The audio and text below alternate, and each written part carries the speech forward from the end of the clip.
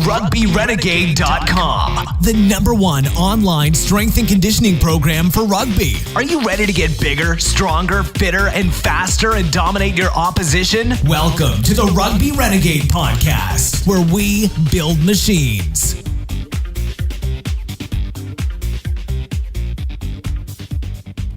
Hello and welcome to the Rugby Renegade Podcast. Today's episode is sponsored by Pro Athlete Supplementation. Check them out at pas-nutrition.co.uk for all your supplementation needs. And don't forget that subscribers to the Rugby Renegade program get a 40% discount on retail prices. Welcome to episode 31 of the podcast. Today we're in for a real treat because I'm interviewing not one but two awesome strength coaches. I'm joined by Matt Jennings and Jake Lerman of Xavier University. We talk about tons of stuff, but the reason I want to talk to them, they work heavily with basketball at the uni, and I wanted to figure out how they deal with working with such long-limbed athletes and how they get them to perform at such a high level. Something that I think we can learn from in rugby with some of our second rows and maybe our taller back rows. It's packed full of information, so I'm sure you'll get tons out of it, especially if you're a second row. So give it a listen and let us know what you think. Hi guys, welcome to the Rugby Renegade Podcast. Great to have you on. Why don't we start by just taking a little bit of time to introduce yourselves. You might want to do each other, I'm not sure, but just tell us your background and what kind of teams and sports you work with. Hi guys, my name is Matt Jennings, and this is my assistant Jake Lerman. So I'll introduce myself and then let Jake talk for a second. So once again, my name is Matt Jennings. I'm the head strength coach at Xavier University, located in Cincinnati, Ohio. I've been in this position for 9 years now. I've been a collegiate strength coach for going on 20 years. I started off as a graduate assistant at the University of Tennessee. Went to school at the University of North Carolina, Chapel Hill. I played American football there, as did Coach Lerman. He played American football as well at Ashland University. But we both have that background as being players, and I think that's important for college strength coaches or any strength coach to have some sort of background in competition. Once again, played football in college, was a graduate assistant at Tennessee. I worked with the Tampa Bay Buccaneers in the National Football League. I've worked at Wake Forest University. I've worked at the University of South Carolina. I've worked at High Point University, and now I've been here at Xavier for 9 years. So once again, 20-plus years in the profession, wide variety of college, professional, wide variety of sports. At Xavier right now, I take care of our men's basketball program. But in the career that I've had, I've worked with numerous other sports, but, unfortunately, I have not worked with a rugby program, which I know is what this podcast is generalized for. But once again, we're willing to talk shop and talk anatomy and physiology and talk, movement patterns, et cetera, with any kind of athletes. And I'm glad that we can apply that with our basketball training and your rugby training. So let me turn this over to Jake and let him talk about himself. So like Coach said, I graduated in 2012, started my coaching career in 2013 at a performance facility called Ignition APG, located in Cincinnati. From there, in the private sector, I had, many opportunities to train with different athletes in different sports. That took me overseas to China to work with their junior men's and women's national basketball team. I was over there for 6 months, came back, did a preseason training camp with a women's professional team over there. Once I was done with that, came back to Ignition, started working with NFL combine athletes, major league baseball players in the off season, high school athletes, college athletes, youth athletes. And then I started here at Xavier University last summer. And my teams are women's volleyball, women's soccer, women's basketball, and then baseball. So, so I started coaching, in 2013, but I feel like, at this age I've been able to get around to a lot of different athletes and a lot of different teams. So, and those are my teams now. Yeah, that's great. And obviously a lot of experience with different sports, which we'll try and sort of pull from your sort of knowledge there. But what I really want to touch on is your experience with basketball players. Obviously, the kind of phenotype of basketball players being the taller athletes. Because I think in rugby we tend to make exceptions for some of our taller athletes, maybe our second rows. We kind of say, they're going to struggle with squatting and things like that, and we kind of don't push the sort of envelope with the physicality. But then looking at basketball and other sports with sort of longer-limbed athletes, you see they're really athletic, they're really powerful, they're really explosive. So just want to kind of tap into how you guys do that with your taller guys, and maybe some of the issues that you have, or maybe that affect exercise selection and things like that. Sure. we do recognize that, especially with my men's program and Jake's women's program, we are dealing with athletes that are unique in size and such that, their humerus length is long, their femur length is long. So we're dealing with, athletes with wingspans, with heights, et cetera. That is a challenge in the weight room. So one thing to keep things in simple terms is one thing, that I follow in a program. I've done this for years. I've been a big proponent and a big fan of Dan John. I don't know if you know who Coach John is. Yeah. His philosophy of push, pull, hinge, squat, carry has really, held true for decades, and it still holds true for our programming here. Mine, especially. Once again, I want to reiterate or emphasize that my program and Jake's program is completely different. It's very similar. I'm not a head strength coach that dictates to my assistants, their programming. I want him to be a professional, him to be an expert. I want him to program for his athletes. So there's some different things that we do, but we do consult on our training and our programming. But once again, I don't have my thumbprint on his training. I asked for his opinion because, once again, he's a younger guy. He's a lot smarter than I am. He has more expertise in certain things. We'll talk about that here in a second. But once again, like simple format, push, pull, hinge, squat, carry. To talk about lower body movements, the hinge and the squat, that movement pattern is very important for us. Once again, we're going to try to accommodate those larger athletes, and we're going to do things specifically, and Jake taught this to me a couple years ago. Jake is a jiu-jitsu practitioner, and one thing that I learned from him is that let's reinvent the wheel, so to speak, with how we train our taller athletes. Let's not start from the top down. Let's start from the bottom up. So in that sense, we're starting all of our athletes on the floor before we start on the ground. And I'll let Jake expand on that concept because we've done jiu-jitsu warm-ups, especially like our summer programming. If you take a look real quick at our summer program, which was a 13-week summer program, we started every Monday, Wednesday, Friday training session with our basketball guys with a 30-minute jiu-jitsu style warm-up. And we would have our tumbling mats out in the gym. Jake and Jake's instructor, Randall Burton from Gracie Cincinnati, Gracie Jiu-Jitsu, would come down and take our guys through movement patterns and warm-ups. There was never any hand-to-hand combat or any kind of tap outs or anything like that, but our guys would just learn how to flow and learn how to move, and it was all from the ground up. So that's one approach that we take, and one approach that I take that I've learned from Jake.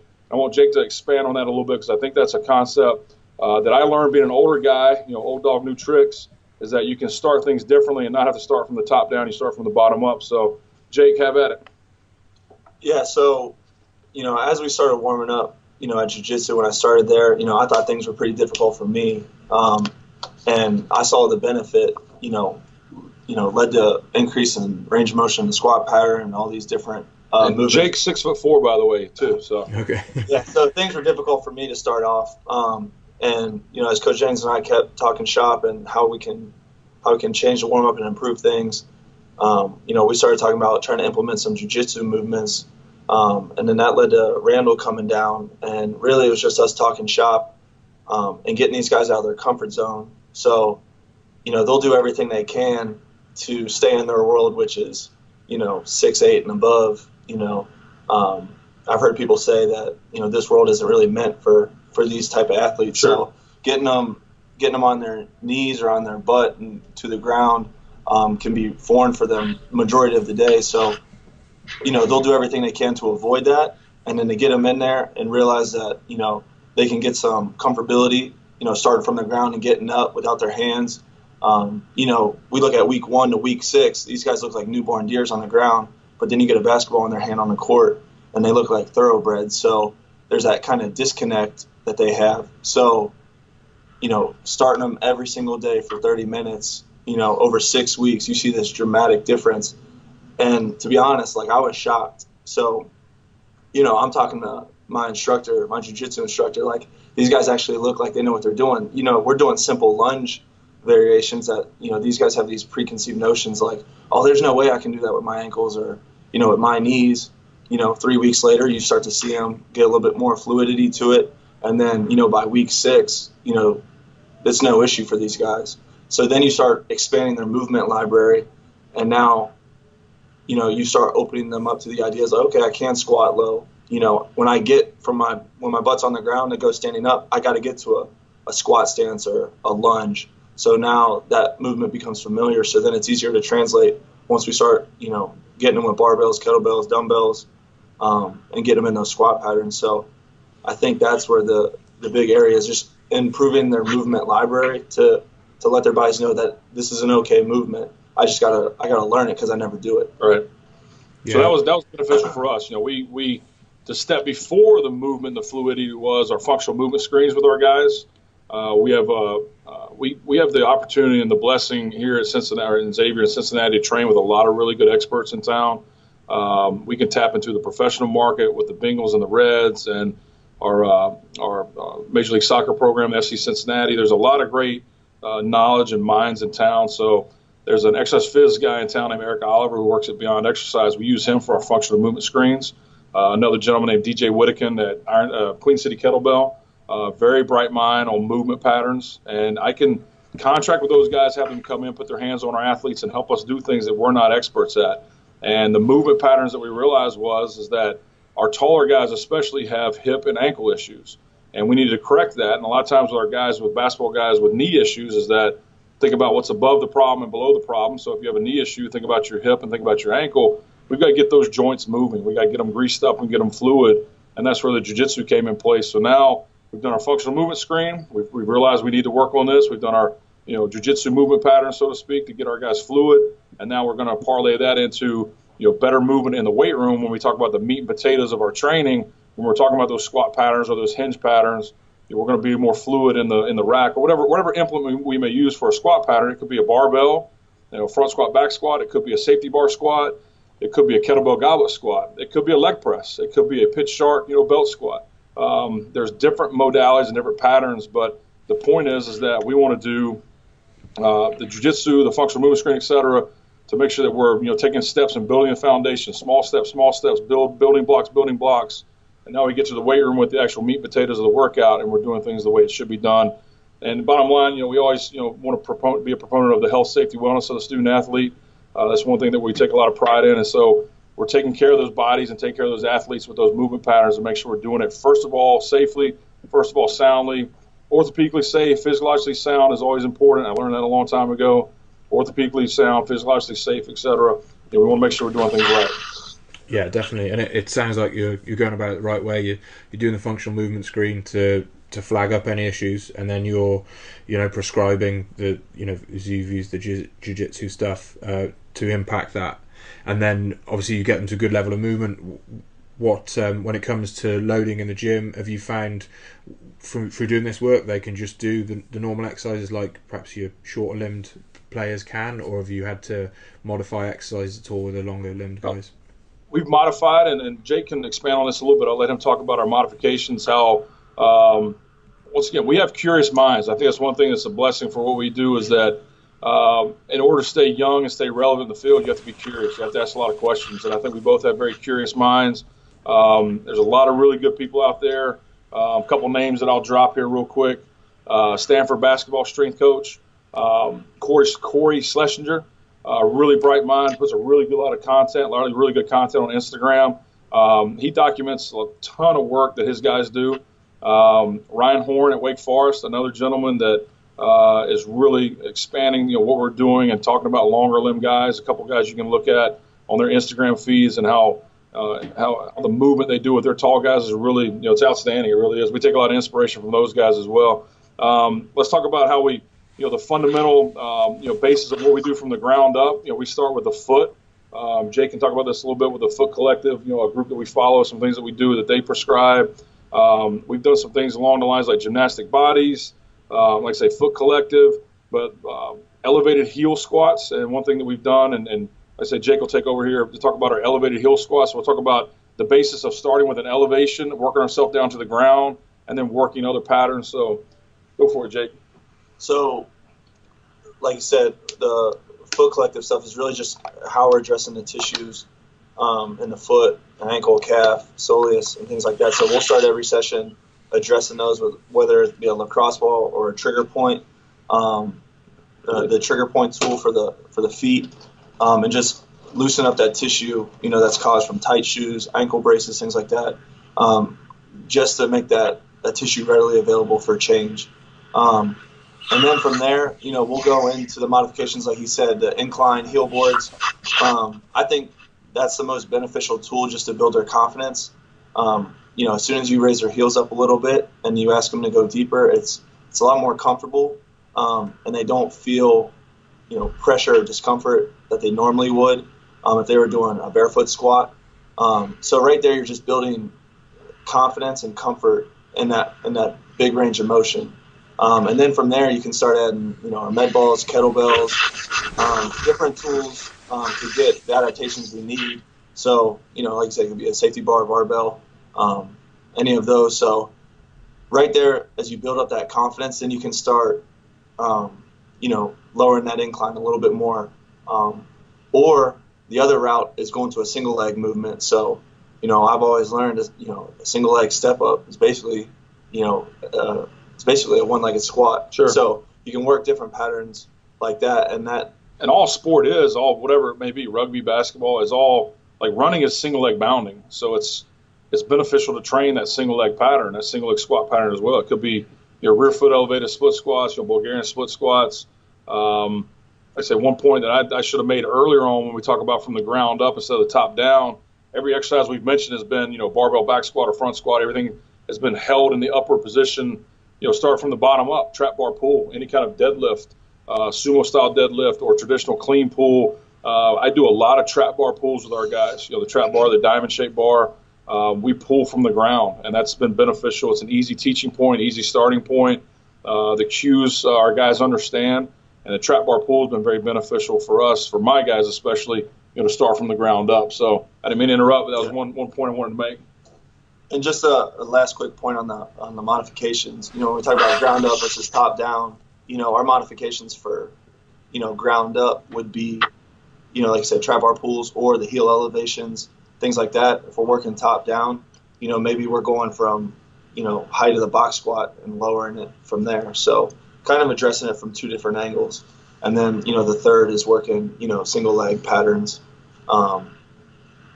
as our modifications. So those would be the three areas of modifications that we typically use. Yeah, there's some great ways to slowly progress as they adapt to the exercise. That's some good take home stuff for the listeners. So this kind of two questions in one almost. So with your longer limb guys, how do you build explosiveness? Do they get I assume, you mentioned single leg bounding, so they're going to get a lot of that in the just from competing and training. So how much time do you put in the gym, and how do you kind of balance what they're doing in game and training with your gym work? There's different seasons for our guys. We take a 4-season approach with our basketball program, and Jake does the same thing. We're in our in-season program right now. We actually have our first game tonight that really counts. We've had some exhibition games in the past couple of weeks, but we have opening night tonight. So our in-season program lasts, 5 months. We want to make sure our in-season program is just as good as our off-season program because, like I said, it's a 5-month deal. And I always challenge our guys to understand that we're not a maintenance program. We want our guys to get stronger in season. We want our guys to improve in season. The weight room is a use it or lose it environment, just like any kind of skill, just like basketball or rugby. It's a skill environment. So we want to keep getting better in season. With that being said, when our in-season is over, we move to our postseason where we address sports medicine issues. We get ourselves ready for our really important off-season. We have an extensive off-season program, which is 12, 13 weeks. And then we roll that into our preseason program, which is geared towards, conditioning, getting the body ready, getting the engine ready, et cetera. We do more conditioning, more testing, that type of thing. But to answer your point, our guys, in my opinion, I've always felt like our guys get enough of the jumping, bounding, plyometric, explosive work playing basketball. And one thing that Jake is changing my mind on is that I need to address that with my programming, whether it be, complex training or, French contrast, or whatever it may be. It's a big buzzword I think people are talking about now. I'm going to throw a plug in here. Jeff Nichols, a really good friend of ours, really good friend of our program. He sent me his French contrast program, which pretty much just blew my mind. So take a look at Jeff Nichols. He's out on Instagram as well. Really smart guy. Helps us out a lot, with his intelligence, some programming, some ideas. Former college strength coach, former college baseball player, former Navy SEAL development guy, development group. So really high level, operator, so to speak. But Jeff's been really, really fantastic for our program. But anyway, getting back on track here, I've always felt like there's a fine line with our guys, getting too tight or too loose. And what I mean by that is I want a rubber band effect. And I always try to explain to our guys is that if I want to shoot a rubber band across the room, I want that rubber band to be really tight so it's explosive and it flies across the room as far as possible. If I tend to overstretch our guys or overmove our guys, then we lose that tightness, so to speak, so we lose that explosive pop. And I've learned over time is that sometimes I do that, and I've got to back that off. And one thing I've noticed is that when we try to maybe do some vertical jump testing in season to try to assume if we're overtraining or if we're under recovery, whatever you want to call it, I want to make sure we're not overstretching our guys or over pushing our guys in that sense. So in season there really is no jumping plyometric explosive work. That's reserved for the off season. But once again, I've got to do a better job of it, and Jake does a really good job of implementing that with his programming. Like I said, I know I just probably talked in a big circle right there and didn't answer your question, but Jake, have at it. Let's talk about explosive training. So I'm going to probably attack it from a little bit different way, but when you talk about some of his guys that are a little bit taller, like the 6'8" and above, they're not always like the high flying guys when you look at their verticals. And not to say like they're not athletic, they lack that a little bit, in their explosive work. But I think the important thing too is to address their force absorption. As they might not be as comfortable in the air, some of these taller centers and power forwards. So it's like once they take flight, what do their landing mechanics look like on single leg and double leg? So for me, I have tall volleyball girls too, so that's always an area of mine that I'm always looking for is, I get it, I'm trying to improve their power and their vertical and things like that, but if I'm doing that and I'm not addressing their force absorption on the way down, am I really helping them or am I kind of setting them up for failure? So obviously everyone's trying to chase that higher vert and more power, but I also like to keep their absorption on the forefront, keeping these guys healthy and keeping my other athletes, be able to repeat that over and over, even when they're tired. So that's kind of an important component for me. Even in season, I'm always going to address, how are they landing, and are they comfortable with that even under fatigue? So that's the way I kind of look at it. There are exercises that we are trying to do to try to accomplish that as well. It could be we're using our Tendo units or our gym aware units to measure velocity, measure speed. We can attach that to our trap bars, our squats, our rack pulls. Our Sorinex racks are really effective in the sense we have our jammer arms attached to our Sorinex racks, so we can do jammer snatches, jammer presses, etc. Dumbbell snatch. We can do some explosive quick lifts. I'm not a full-time Olympic guy with my program. We keep things a little more basic than that, but I can implement those in our program. We're not doing traditional Olympic style, cleans, jerk, snatches, et cetera, with our guys. But I can do some explosive type movements, if you want to classify it as that, with kettlebell swings, any kind of clean and jerk with a kettlebell or center mass bell, jammer snatches, et cetera, rack pulls, trap bar pulls, et cetera. And we can attach that to our gym aware and make sure we're getting some velocity based movement out of that. And Jake's working on that program right now, actually with his baseball program, who's in there off season. He's working on a program right now that's tracking a lot of that with his baseball team. So in season with basketball, no. Off season, yes. But once again, for me, keeping things simple. If we want to talk about, and this is maybe the laughable thing of your podcast here, grab a jump rope. If you want to talk about hand-eye coordination, foot speed, small plyometric movements, any kind of jumping ability, ankle mobility, grab a $4 jump rope and just burn that thing up. And that's always been my old school way of trying to approach a lot of plyometric training. And once again, that's me. I'm a little bit different. That's always worked for me, I believe, and I'm going to keep doing that, but I've got to get better and I've got to expand and grow and mature, and that's what Jake's here to help me do with our programming also. I think the last thing I'll add for the plyometrics and power development, something I've been playing around with more is sport-specific, like joint angles. So, maybe in season's not always the best time to develop, certain movements, but looking at, what is the most reoccurring joint angle that you see, whether it's landing or taking off. So for me, I may not always do, deep back squats, with some of my athletes. I'll start, a box squat at a certain joint angle that I'm trying to achieve, just because that's where I know they're going to live throughout the in season. I want to make sure that we're reinforcing that, whether that, like I said, their takeoff or their landing. If you look at each sport, you can kind of see where the reoccurring themes are in their body. So not to say we don't, we avoid other ranges of motion. If I'm doing a barbell back squat with some of my athletes and I'm looking at that specific joint angle, that doesn't mean I'm not going to do a goblet squat for a warm up where they're getting that full range of motion. Right. So, but the meat and potatoes, I'll try to stick around, to what's important. Yeah, Dan, it sounds like you've got a kind of wide variety of tools you can use, and you just pick the right time to use that modality. In England, you call it meat and potatoes, or is it bangers and mash? What is it? I don't know. Bangers and mash would do, yeah. And a pint, right? Yeah. Should be drinking it right now. So this is a question we ask all the guests on the podcast, and we usually relate it to rugby, obviously, but we can just sort of target it at all athletes. And it's, what do you think is the biggest mistake athletes make when it comes to strength and conditioning? I think we can both answer the same thing. I think it's a recovery standpoint. I think we do a pretty good job of trying to motivate our athletes, trying to get our guys in the right position. We talk about health, safety, wellness. I think our programming is squared away.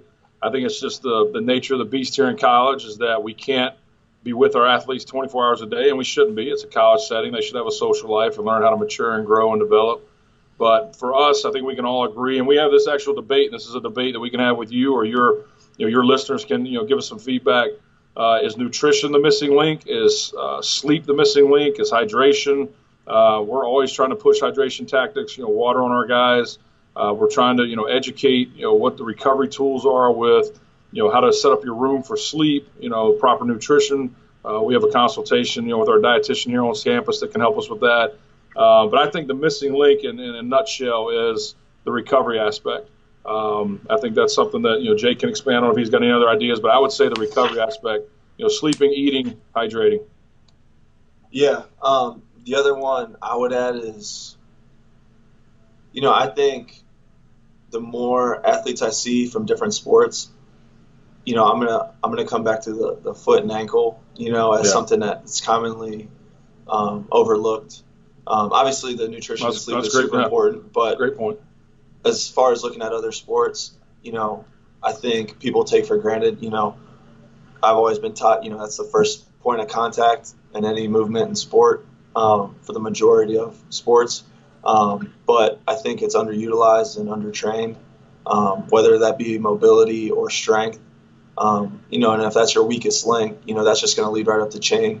And for me, the health and safety of the athletes is number one priority. So if I can do that, the more healthy players you have, the better chance you have at winning. So, for me, it's addressing from the first point of contact up. So I think people just tend to overlook that. Yeah, that's interesting. And what would you say would be kind of the best bang for your buck approaches to improve foot and ankle mechanics or function? So just the age-old saying, if it's important, you find a way to do it every day. So whether it be in the warm-up or you're supersetting with some sort of mobility, I try to give my athletes as much, ankle mobility drills as possible. Again, whether that's soft tissue, everyone's a little bit different.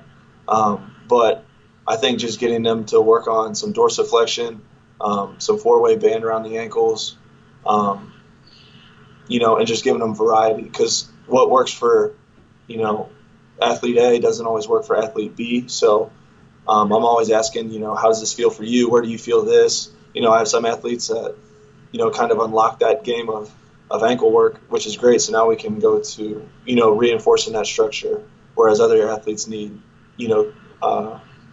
dramatic increase in ankle flexion.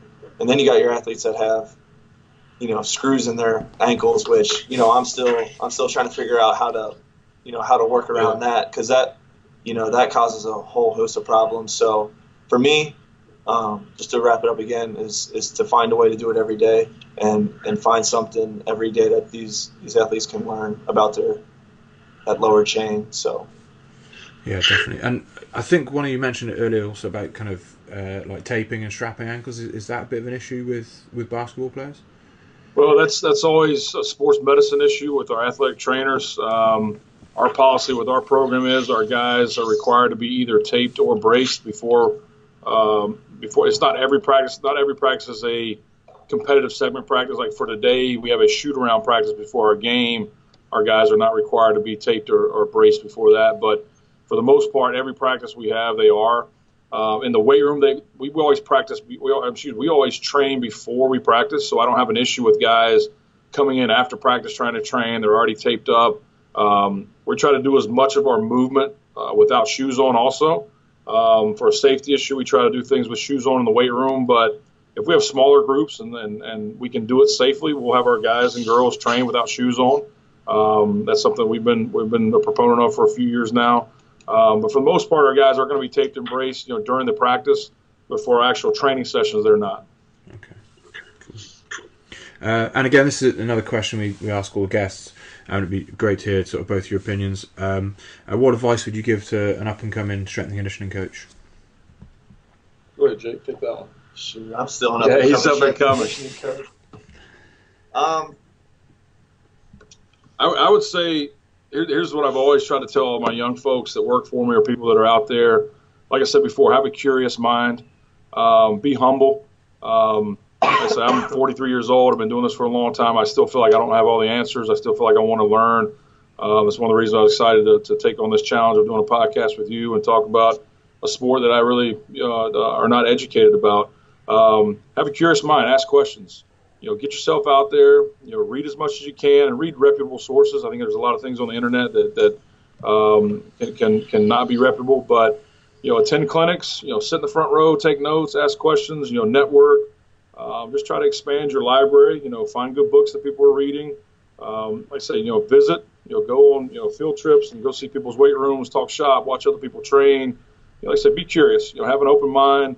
In the same sense, be humble. You shouldn't have all the answers. If you do, then you need to go find somewhere and sit in a room where you don't have all the answers and ask some questions. So if you're not the smartest guy in the room, then go find the people that are and ask those questions and always try to learn and grow and expand your horizon. So that's always the advice I give to young folks that either want to ask me questions or work for me. Have a curious mind, ask questions, but be humble. We're in a servant-oriented type industry. We're here to lead and serve our student athletes, our coaches, our administrators. So that's part of humility is that, you have to understand you're here to serve other people and you can't put yourself in front of the team goal or the team mission or the coach's message. You've got to make sure that you stay in your lane and keep your head down and work hard and run a really good program. That's in a nutshell what I want to talk about. And just to piggyback, be humble and be curious. For me, that stands out because, after every session, I'm always asking, what could I have done better and what could have been done better for my athletes. My program's not written in stone. I'm making changes on a daily basis. But that wasn't the way it was when I first started. I thought, I wrote these 8 weeks out. I'm following it to the T. And I was kind of force feeding it to work, and that just didn't always work, especially when you start encountering injuries and things like that or setbacks or schedule changes in the college setting. So for me, just being open and humble enough to realize, like, hey, what you had probably wasn't the best idea, and then ask myself, how can I make it better? And then having a good mentor, that can walk you through those steps is super important. So just finding someone that you can trust to give you honest feedback. That's cool. Yeah, definitely. Great bit of advice to reflect on everything you do and see how you can improve it. Guys, I know you're busy. I know you've got a session coming up. So last question is just, and you kind of touched on it. You said there's some good books out there. And there might be some stuff on the internet that's not so good. So any books that you would recommend for a strength and conditioning coach? I mean, both of us in your world, I think the Legacy book is probably a top-notch read for. And that's another name I think a lot of people in your world would know is Ed Cosner. Ed works out of Houston, worked for San Antonio Spurs, worked for the All Blacks. Ed's an older gentleman but has a wealth of knowledge. He still trains a lot of the young and up-and-coming kind of youth rugby players in America. So Ed Cosner would be a good name out there for people to take a look at. I told this to Jake and I told this to other people. I always try to keep a rotation of books going. I'm a husband. I'm a father. I try to, be a great dad and a great husband. So if there's anything out there I can read that helps me, become a better dad or a better husband, I'll do that. Books on leadership. Once again, we're in a servant-oriented type of industry. We want to lead our student athletes.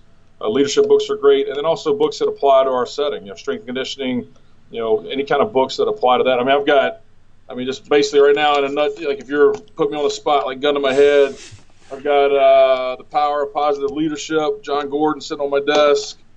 I've got Mind Gym right here sitting on my desk. And I've got Malcolm Gladwell's Outliers sitting on my desk. So there's 3 of them right there that are, once again, I'm trying to read all 3 at the same time, so to speak, but especially in season right now when we travel, I get to read a little bit more because we have, downtime in the hotels, airports, etc. So I'll step up my reading game here in the next 5 or 6 months.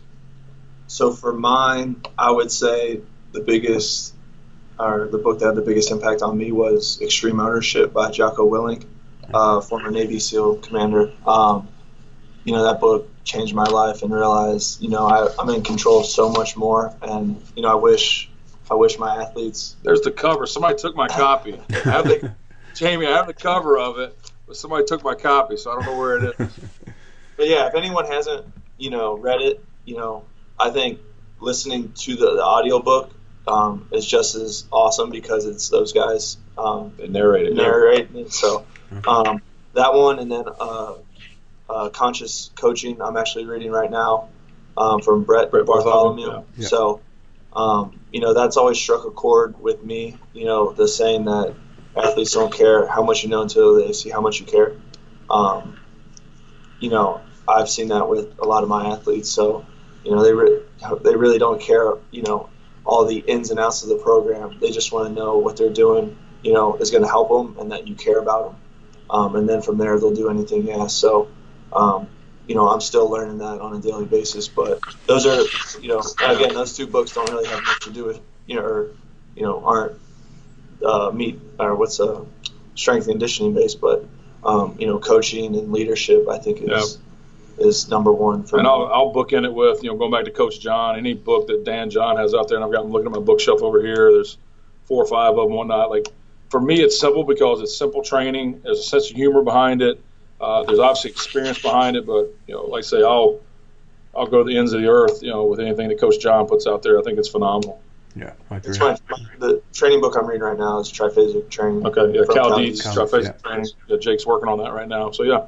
Oh, cool. Yeah, some great recommendations there, guys. Thank you. And I know I said that was going to be the last question, but just out of interest, how is your rugby program going at Xavier University? Do you see rugby's getting bigger and bigger over there? Yeah, we do have a club team. So we have our intramural athletics, Division I, Big East Conference, and that's not part of that. But our school has club programs, and we have a rugby club program. At one time, when I had a former assistant here a few years ago, she would actually do a little bit of work with them. That sort of fell by the wayside when she left and took another job. But I really can't speak on it, to be honest with you. I don't know, Jamie. I don't know how and in this area, Jake's from Cincinnati. He's been here, pretty much his whole life. He can maybe give you an idea. But I know that in certain pockets around the United States, it's a little bit bigger. I don't know about Cincinnati, though. I really can't speak on that, Jamie. The only rugby I follow, I played with a guy at Ashland. His name's Carlin Isles. It's this guy in rugby. We actually lived together my freshman year. But it's cool to, I think he's done a good job of, getting rugby out there a little bit, with our friends and teammates and stuff like that. So from that standpoint, I think it's growing. I see more and more of it.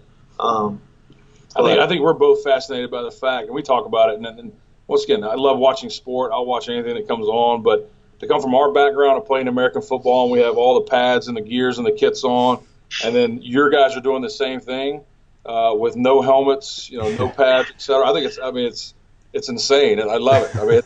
It's just a warrior mentality, which is, to have the toughness that those guys have. Like I say, I would hope that toughness relates to the weight room, and I hope they would be weight room animals and just get after it in the weight room as well. But like I said, to me, it's mind-blowing how aggressive you can be and not have any protection whatsoever. But also that goes back to the fact of, teaching technique, and it's something I think American football can learn from, is that the principles of rugby or whatever it may be, the techniques of tackling or hitting or can help almost save American football with all the concussions and all the studies that go out there. And that's a whole other tangent we can go on and talk about traumatic brain injury and concussions and the relationship of that with contact sports. But I think I love it. I think it's phenomenal to have that kind of attitude, that mentality. I think it's great. Yeah, that's cool. It's wild. It's wild. Guys, appreciate you're busy. You've got a session coming up, but thank you both so much for your time. Great to talk to you, and I think like our longer limbed athletes, especially our second rows, will get a lot from that about how to kind of modify their training and progress. So thank you very much, and good luck for the game tonight as well. Thank you. Yeah, we enjoyed it. Thanks so much, Jamie. Thanks for having us. We enjoyed it. Good luck, everybody. Excellent. So another great podcast. I'm sure if you're a second row or you're working with long limb athletes, you'll take a lot from that. On a side note, after recording, Jake also added that from him reading triphasic training from Cal Dietz, that obviously eccentric training is really good for building control of long limb athletes. So that might be something you want to include, putting in, similar to Christian Thibodeau obviously mentioned the importance of eccentric training in the podcast the other week. So definitely consider that as well. Thanks, guys, both Matt and Jake. Great to talk to you both and get your insights training with longer limbed athletes, and wish you all the best for the season. In the meantime, guys, please subscribe to us on SoundCloud, iTunes, Stitcher, TuneIn, whatever you use for podcasting. Please give us a 5-star review, and keep checking us out at rugbyrenegade.com and on our social media, and we look forward to hearing from you, and there is more podcasts to come. Thanks.